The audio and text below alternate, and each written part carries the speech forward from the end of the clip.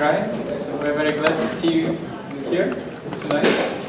And first of all, thank you for buying the tickets, because yeah, the price is really small, but in such a way all of you contribute to the startup community, and this money is spent for organizing this kind of events and bringing interesting people, as the one we have tonight here.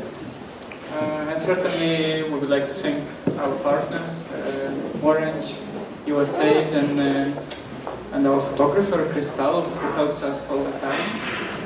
And by the way, regarding to buying tickets, we would like to inform you about Patreon. Maybe some of you know, maybe others don't know. Patreon is also a platform who help us grow.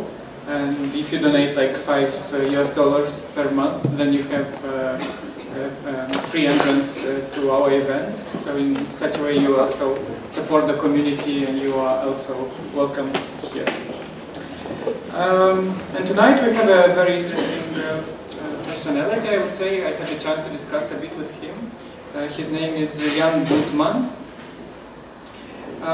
He has on the Facebook at least, and I'm sure on other platforms, a very rich biography, and yes, probably one of the most famous places where he worked was Indiegogo, but I'm sure that other places are also very interesting. So let's welcome him tonight.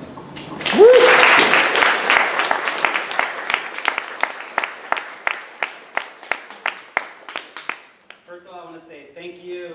Thank you for welcoming me, not only to Moldova, but also to your community.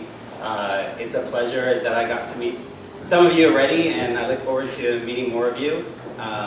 It's also really inspiring to see the community of people that are pushing the world forward and working on things that they're excited about. So thank you for coming out today. Thank you. Okay, yeah. We have to start from the beginning. Okay. Tell us a bit about yourself, your family, your education, maybe your younghood. I mean, how everything started. All right. So, I mean, I'll make this kind of short, but you know, I grew up in the Bay Area, and my family didn't have much money at all. As a kid, I remember the apartment building where I lived. There was a garbage dumpster on the side, and me and my brother would go there to find toys that we could play with when we were little kids. And you know, I didn't think anything of it. I didn't really care. When I grew up a little bit in, you know, a little later in elementary school, some of the people who were popular would make fun because I would have the same shoes from like many years. And to me, I think the lesson that I took from that was that it doesn't really matter what's on the outside, and it doesn't really matter, you know, these like material things. It's really about who I am, because I was like, well, there's something wrong with me because I don't have that. So for me, that was a real lesson to look into, you know, what's the beauty inside of people versus what is the presentation they're making out in the world. So, you know, that's a little bit about kind of like early childhood. And then I studied in San Francisco, at San Francisco State University, got my degree in business and marketing, studied abroad in the Netherlands for a while, for international business, worked for companies like Vodafone in the Czech Republic, got recruited to work there on a rebranding project, lived in Spain for a while. But, so really like, what I discovered in myself was, you know, there's so many amazing people out there in the world, and I met so many really passionate and loving people. So the combination of, you know, there's beauty inside of everyone, as well as the world is such a vast, amazing place, and let's bring people together, and how can we do that? And how can technology empower that is kind of what led me on a path to look for solutions and companies that bring people together through technology. Nice. Maybe you tell us some about your work. I mean, when you went to school, you went to college, to university, you went to Netherlands, you came back, and you started to work. Where did you work before Indiegogo? Why actually you got to Indiegogo? Sure. So I've worked for a variety of different companies, one of which was shortly after school I worked for a startup called Zing.com, which was a online photo sharing company. It's like Flickr before Flickr became Flickr. It was too early, which is an interesting startup situation when you have a product or solution that's too early in the market. Then I worked for an international exchange program. So I helped find host families in the US that would host international students and people that wanted to work in the US and find them homes so they can experience that. And then I worked at Vodafone, Ogilvy, which is a large advertising firm, and Talent House, which is a creative collaboration platform. So it's a platform where people can, who have talent, can upload videos of their talent and have the community vote through social tools and get visibility to companies like Adidas or performers like Lady Gaga. So someone who is in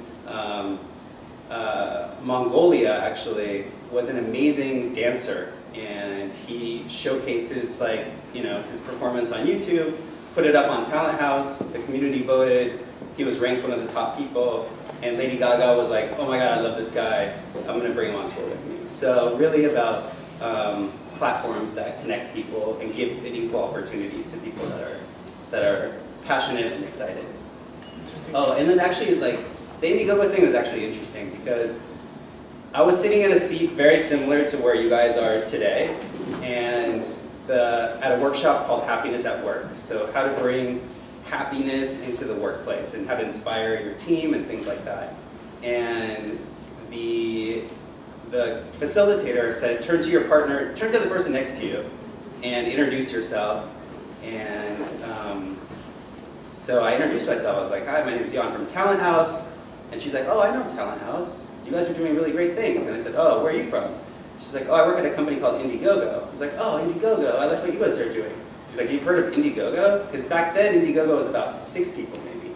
And I was like, yeah, I think what you guys are doing is great. It's like, oh, okay. So we basically made that connection, very similar to a community like this. So who knows who you're sitting next to today or who you might meet. And then, fast forward about 6 months later, there was an opportunity that came up and she reached out to me, and that's how I got involved with Indiegogo.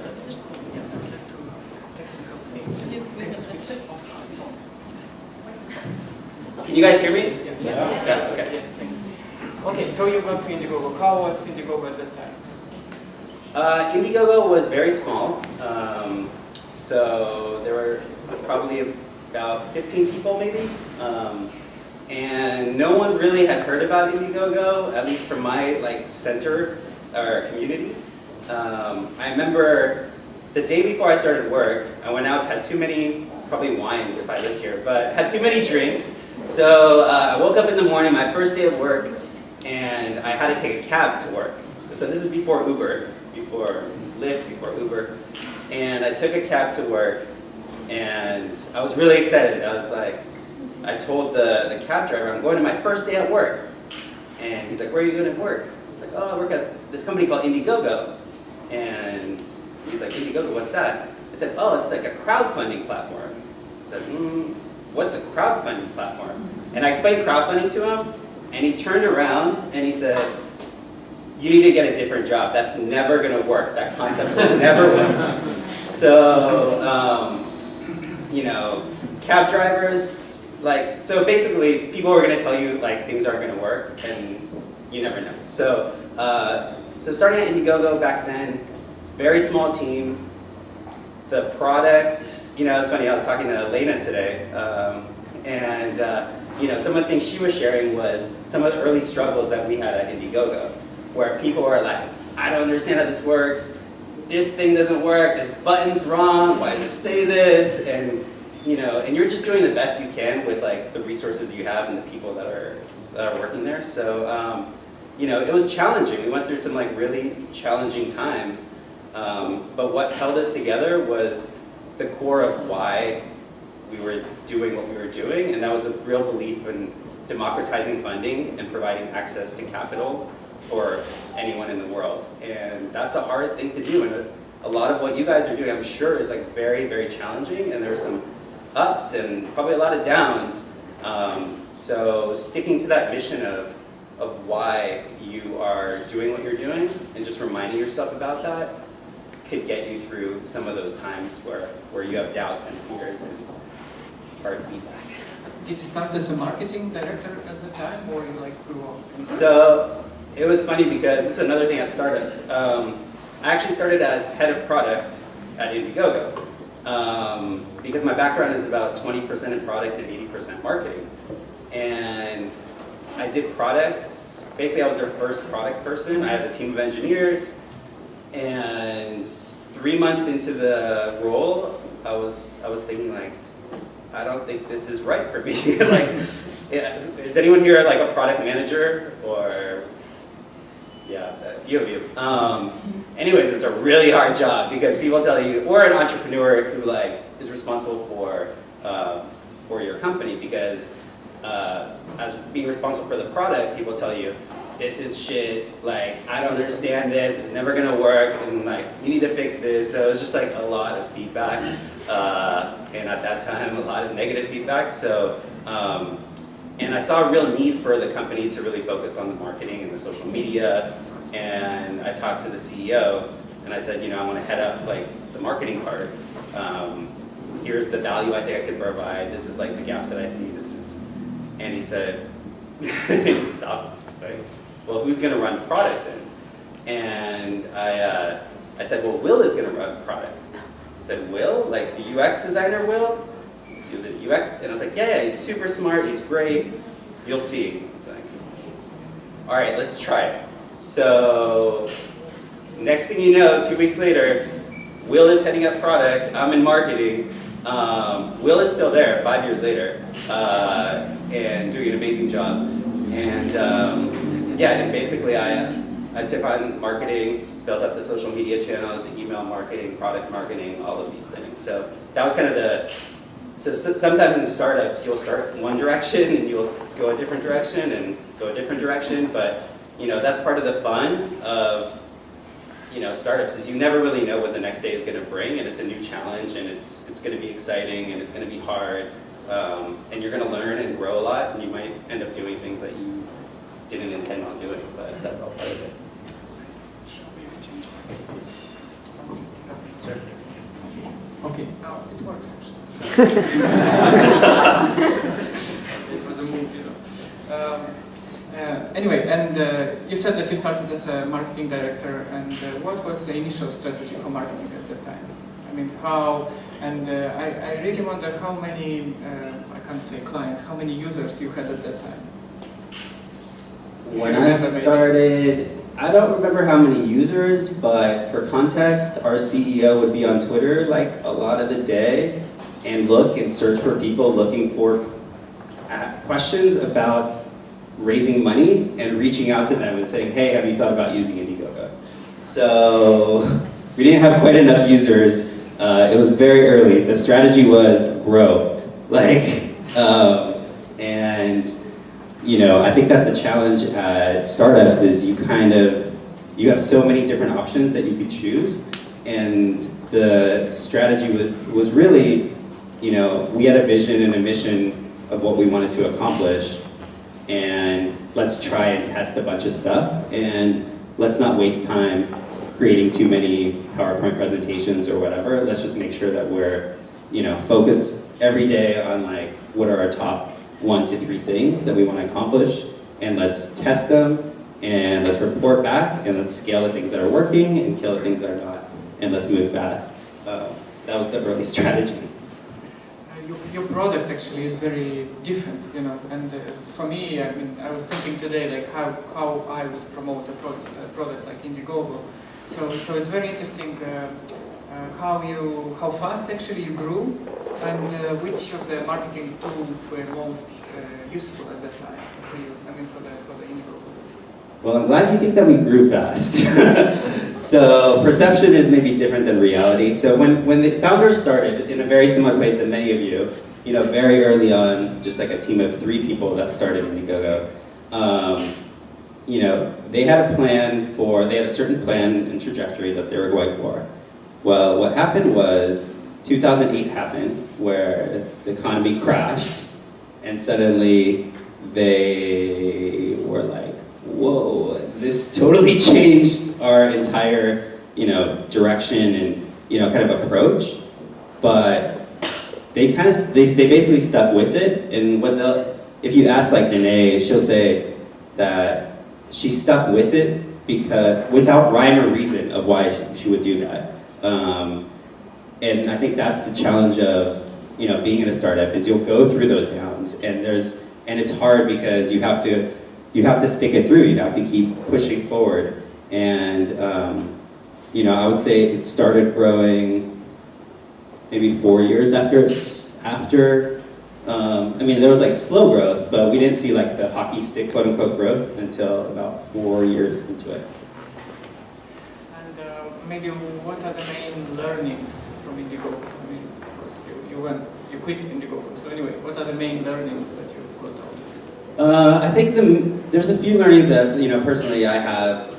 One is really, you know, people say like focus on your customer, and I would say like I learned to love your customer. Really, like, it's gonna sound like area like probably San Francisco or California speak, but you need like, so what I found was, first of all, I think what Indiegogo did really well is, you know, they focused on their customer very early on. There was a customer happiness team that was established as one of like the 3 departments in the very early stage. So this means that someone is like responsible for contacting the customer, asking them how they can help, what could be better, constantly asking for feedback, bringing them to our events, introducing them to connections, to VCs, to, you know, to distributors, manufacturers. And also what I found was that when you start loving your customer, you understand their story so much better, and you're able to share that story with others. And a lot of marketing is storytelling.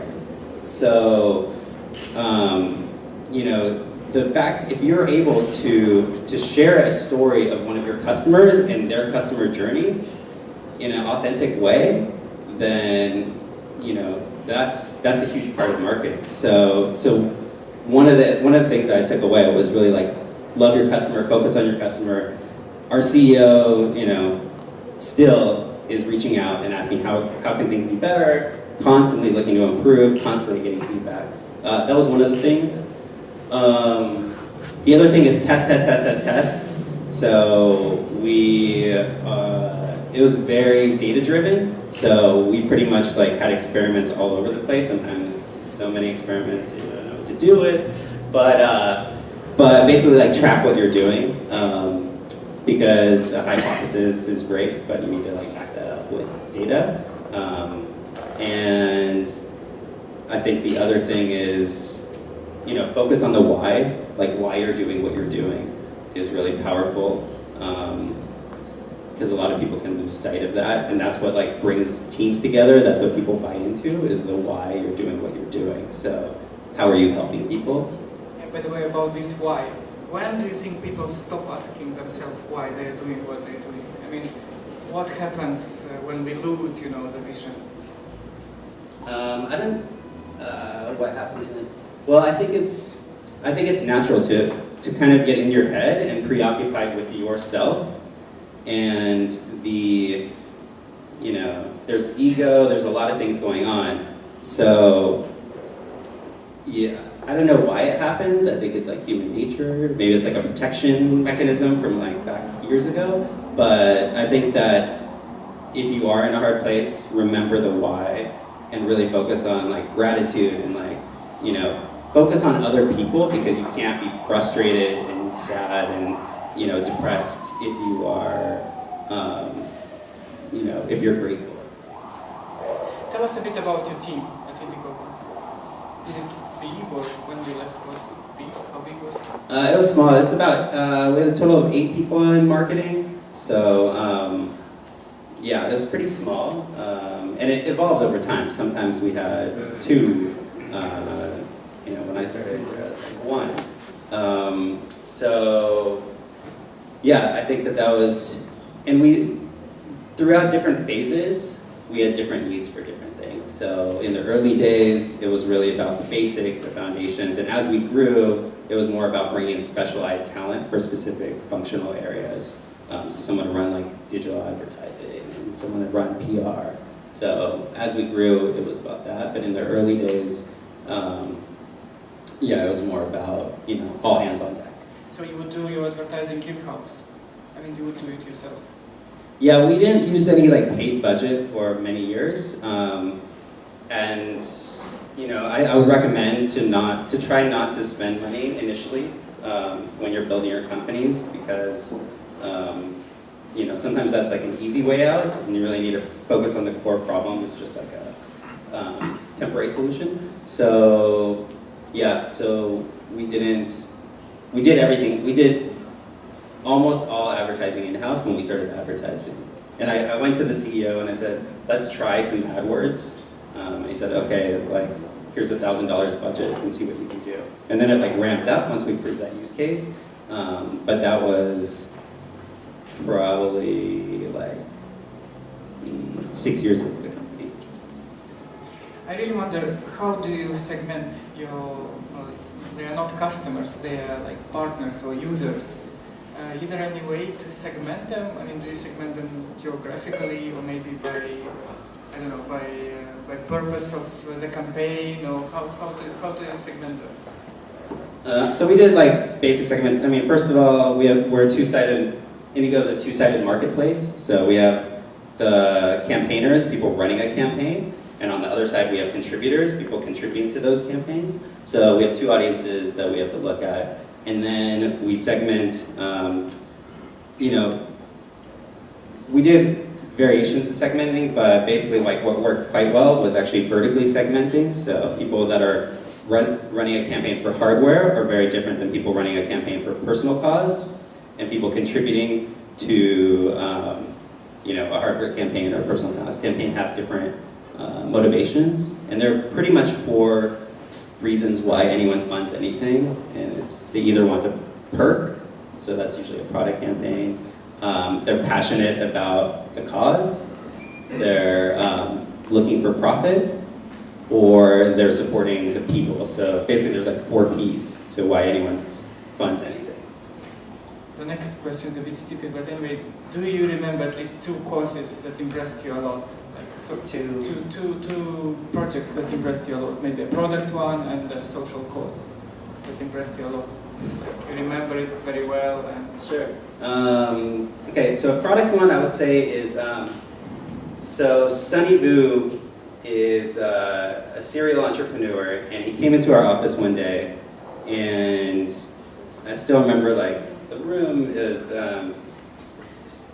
anyways, he came in and told us this beautiful story about how activity trackers are ugly and no one wants to wear them, and but they have so much potential and all of these things, and really told this amazing story, and then brought out what's now known as the Misfit Shine. I don't know if anyone knows this. Anyways, it's an activity tracker. Spent time with him, talking about his strategy, his campaign strategy, timing, all this stuff. He raised about $800,000 on the platform, and in talking with him, I said, what did that experience do for you? And he said, it made me smarter faster. I said, I've never heard that. What do you explain that? He said, well, we put out this Misfit Shine, which is a $99 activity tracker, and we had hypotheses. We spent time manufacturing it. And we put up the campaign, and immediately people said, oh, can I get a black one? He's like, no, it's silver. It's on purpose. It's got this silver. No, we want the black one. We're willing to pay more for a black one.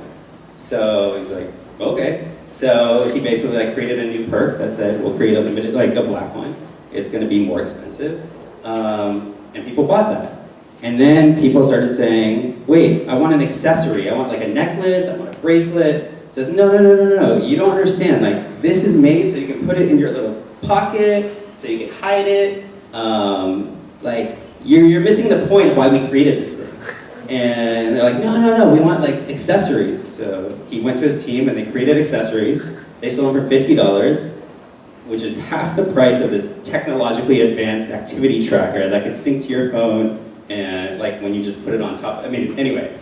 And so by the end of the campaign, he basically got the market research, new product lines, and when he like went to his investors, or when investors, he was having those conversations, he said, not only do I have a like activity tracker, I'm able to charge a premium, and I've already proved out the use case that people are willing to pay for these accessories. I think creating a community and having a support network and connecting with people, partnering with people is critical. So, you know, look for those partnerships, look for how to involve other people, look for support networks like this that you can bounce ideas off of and be there for each other.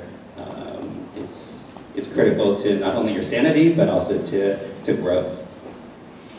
I want to ask you about competition. Everything is online now, and a lot of products that we build, I mean, they are online. What do we do? And it's more or less easy to copy them, and copying products is like going faster and faster. What do we do to stay ahead of our competitors? You know, we develop a product or a platform or a software, but then of course there is someone who is following you, more or less copying. What do you do to stay ahead of him? So I don't really worry about copying because copying is really easy. I worry about people that are more committed to the end result than you are. So that's the competition that I'll be worried about.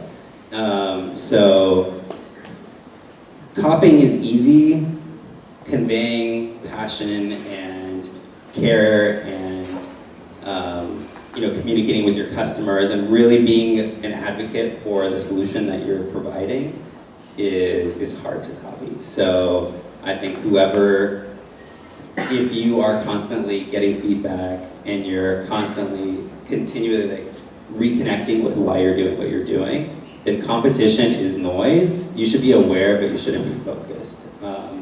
And you know, there's plenty of copycats. Competition is actually good, and it validates that there's like some version of a market out there. So I wouldn't be scared about that, but I wouldn't focus too much on competition because you need to be clear about what you're doing and why you're doing it, and your competition will do what they're doing. So, and if you're focused too much, you're looking in your side mirror and you're gonna crash. Maybe you have a hack for us on innovating, how to innovate and how to understand when to innovate and how to organize the innovation process in our head. Can you be more specific? Innovate, like we've talked about competition, and one of the ways, you know, to go ahead of competition is innovating or developing the product all the time. And maybe you have some hacks on how to develop always your product. Or how to understand better your customer, or how to solve even more problems. Or I mean, this is the easiest way. When the customer is there, you ask, you research the customer, and then he gives you the feedback, and you just develop the product. But sometimes you develop products that nobody expects. Yeah. And did you have any experiences like this? Yeah, I think that you, how do you stay ahead of competition? I think like the key hack is is either asking your customer, looking at the data, or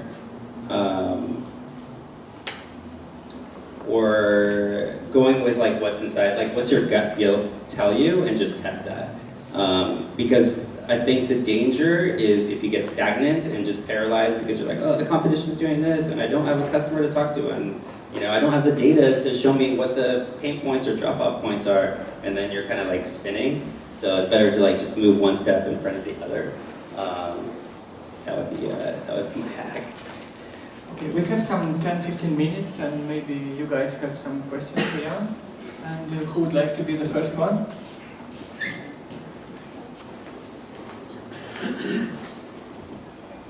how do you see equity-based crowdfunding changing the market for crowdfunding both in America and internationally?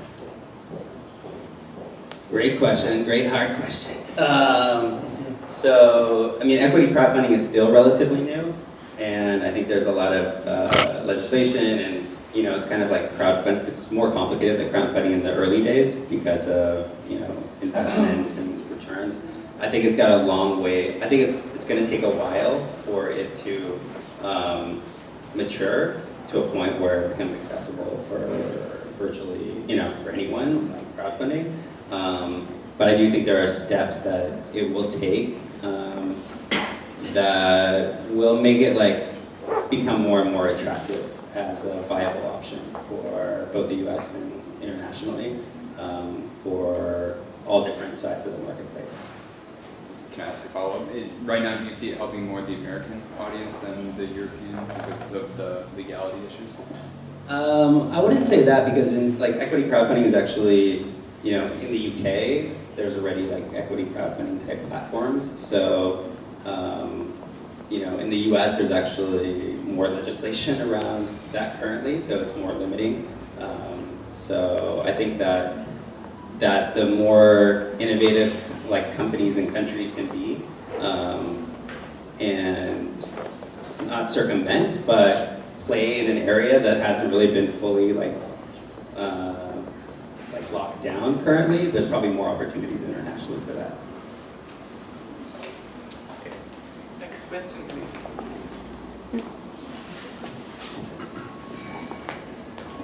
I'm just curious about the revenue model of Hidden Cash. The which one? Revenue model. Revenue model. Yeah. The revenue model of Hidden Cash. So the revenue model is emotional satisfaction that you're making a positive impact in the world, and my friend is the financier of it. That being said, when we reached 700,000 followers or 600,000, probably spent maybe $2,000 of total Hidden Cash.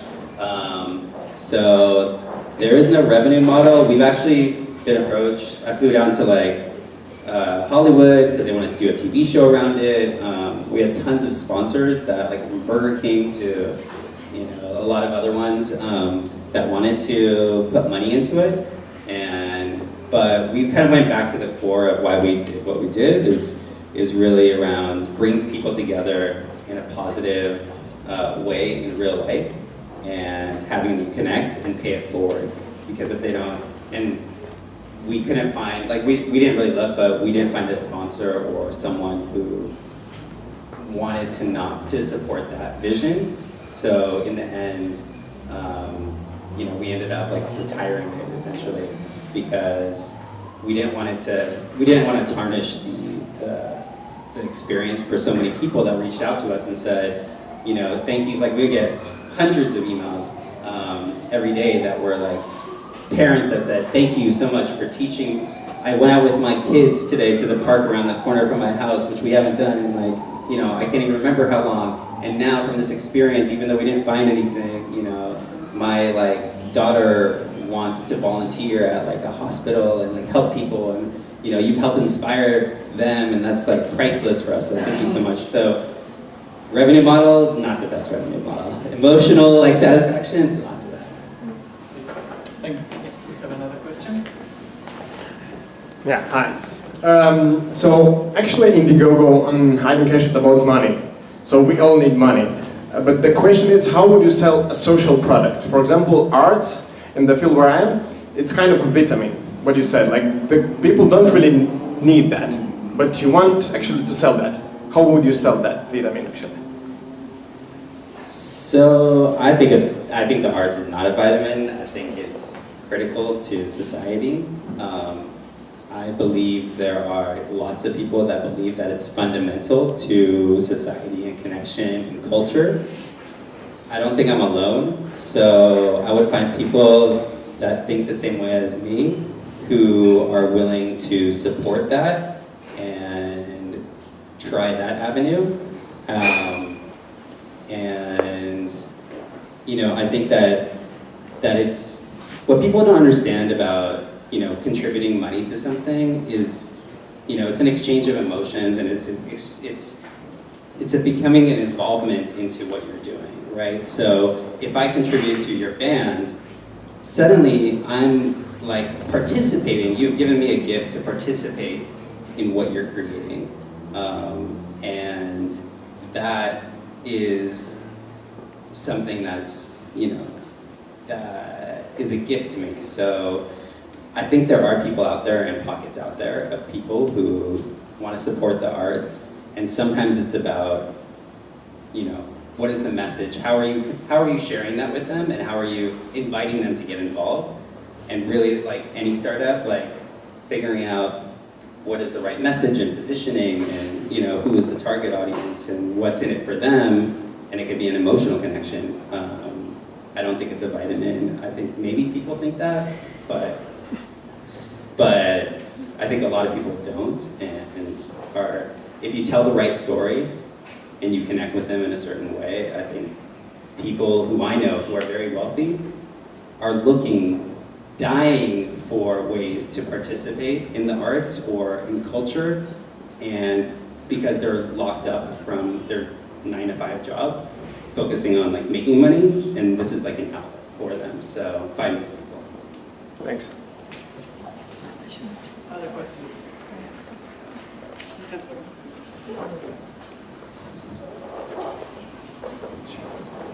Jan, you gave us this pretty interesting story about listening to your customers.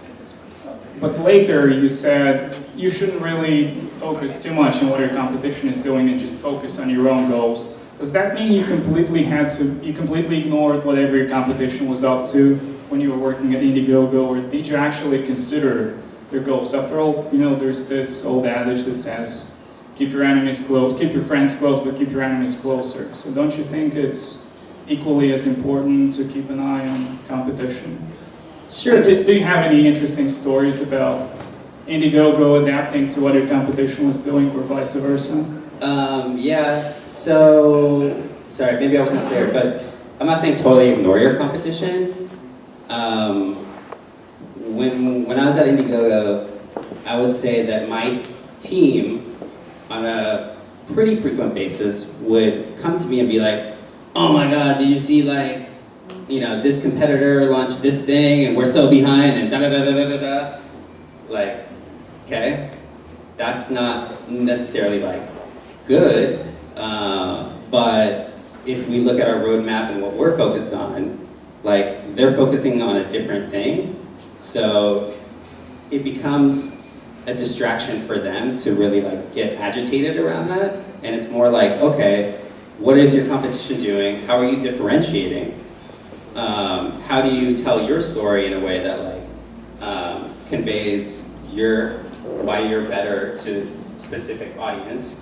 And if you're focused on that, then I think it's important to pay attention to the competition, but don't get distracted by the competition. Because if you're chasing what they're doing, they could have a totally different business model, totally different customers. So focus on what you're trying to do, and then,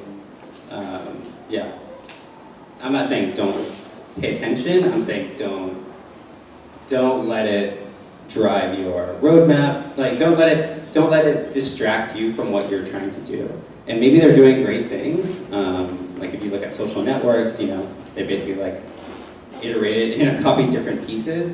But Facebook and MySpace, if Facebook was looking at MySpace all the time and looking at oh, they just created this change the wallpaper thing, we should be doing that. Is that the right thing? I mean, in hindsight, no. But they were really focused on what they're trying to accomplish, what their mission is, connecting the world, looking at their metrics and all of that stuff. Okay, one more last question. Who would like to take the lead?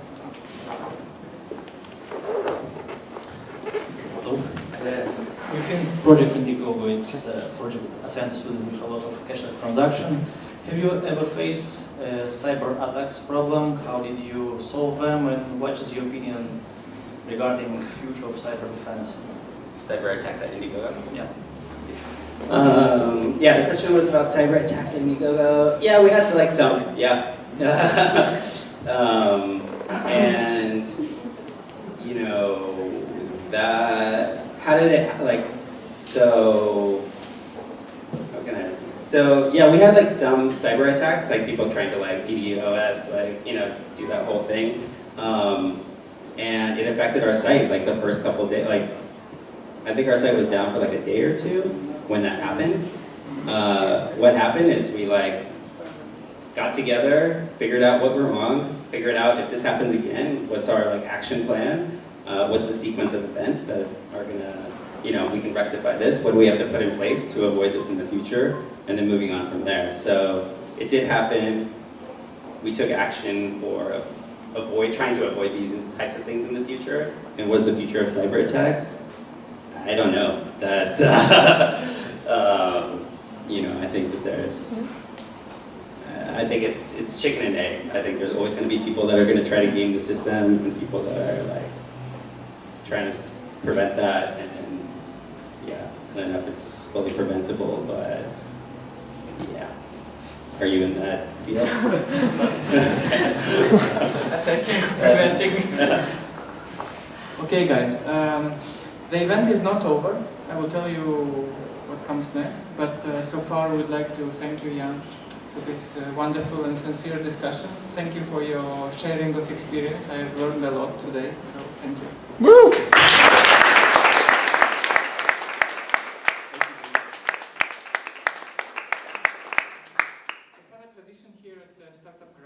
The event is not over yet. We have networking after the talk is done, and Jan is still here, so if you would like to ask him something privately, please do. I hope you can.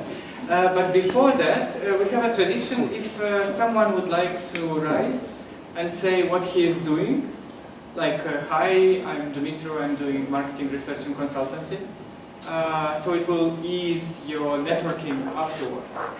Yes, it helps a lot actually here at Startup Grind. Anyone would like to start?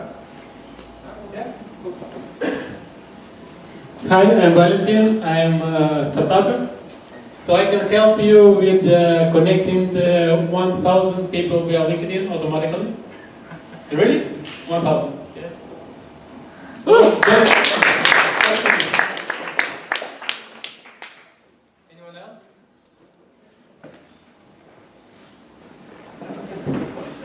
So Okay, that's so I'll do that.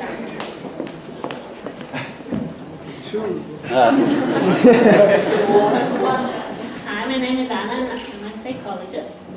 And on 22nd of October is Psychologist Professional Day. So probably you know that psychologist is the person who is working with healthy people, so you are okay in case you decide to see a psychologist. And I offer psychological counseling, either in the office, which is in the center of the Chisinau, or online for those who are really, really busy and don't have time to come to the office. Thank you.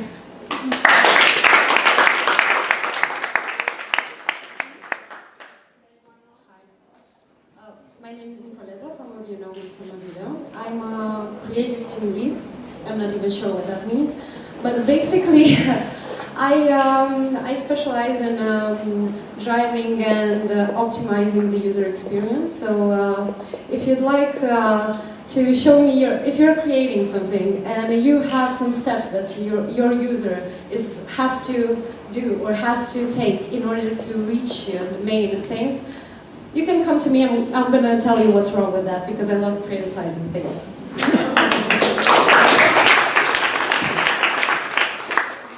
Hi, my name is Julian. I'm passionate about learning and learning processes. Also, I'm a freelance developer right now, and I'm working on building a social platform for teaching learning, for teaching programming, which is called Heroes of Programming. So if you want to cooperate, or if you're interested in this, we can discuss about it. And Nicoleta, I will approach you later on.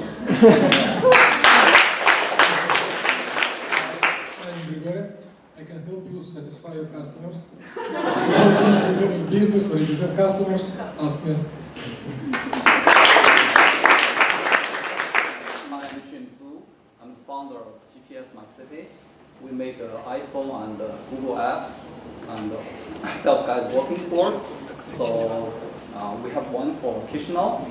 If you want to know where, for example, occasional has name, and we can tell you that, and plus a whole bunch of other things about occasional. So if you want to know occasional better, come to me. I'll give you a couple of promo codes, so you can get a app for free.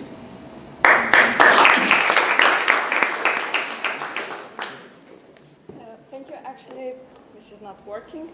Actually, Jimmy is my first boss, and we met here today after 8 years, actually, and 8 years. So I'm Elena, and I'm curator of TEDx Chisinau, that probably most of you know, and I'm also founder of Govern24, which is also a crowdfunding platform and also a competition for Indiegogo. So if you have an idea for a crowdfunding project, just approach me and I'm here to help. Also in competition to you. Thank you.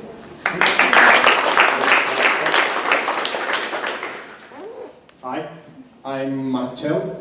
I'm a pianist and the founder of Mondo Crescendo musical project.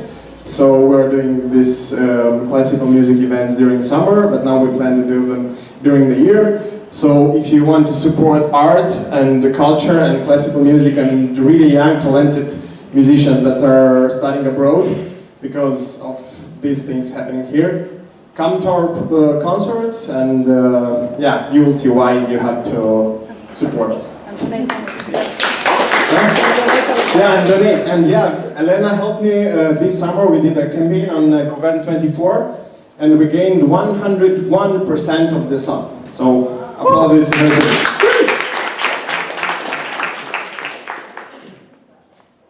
Okay, guys, this is a good start. So you can start talking after the event.